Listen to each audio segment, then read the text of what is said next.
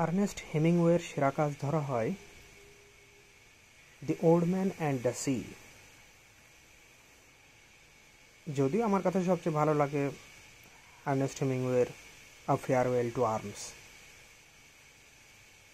গল্পগুলো খুব সাধারণ ভাষাতে, খুব হৃদয়গ্রাহীভাবে এবং সাধারণ জীবনের গল্প তিনি বলেছেন। খুব বেশি মেটাফর নাই, খুব বেশি কোনোটেশন নাই, কিন্তু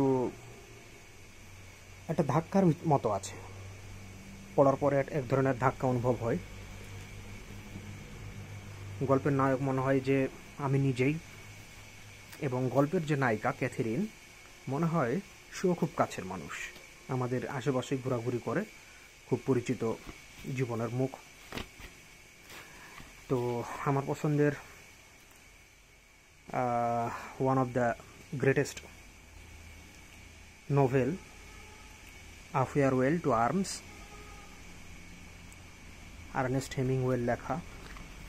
শেষ লাইনটা খুব চমৎকার, যেখানে বর্ণনা করা হয়েছে এভাবে: after a while I went out and left the hospital and walked back to the hotel in the rain. অনেকটা খুব সাধারণভাবে বলতে গেলে রবীন্দ্রনাথের জাহাজ ছিল নিয়ে গেল সোনার তরী,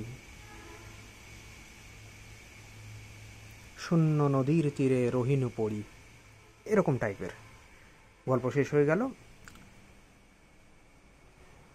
গল্পের নায়িকা মারা গেল, নায়কের ছেলে মৃত জন্ম নিল, এবং এক বৃষ্টি বিধুর দিনে সে হাসপাতাল থেকে বের হয়ে, খবরটা শোনার পরে হাসপাতাল থেকে বের হয়ে বৃষ্টির ভিতরে হাঁটতে হাঁটতে সে হোটেলের দিকে গেল। খুব সাধারণভাবে সোনার তরীর মতন একটা বিশাল একটা বিষয়কে তিনি এক্সপ্লেন করে দিয়েছেন, অল্প কথাতে অল্পভাবে ধাক্কার মতন একটা লিখে দিয়ে দিয়েছেন। খুব সাধারণ গল্প, আমরা যা করি আর কি আমাদের জীবনে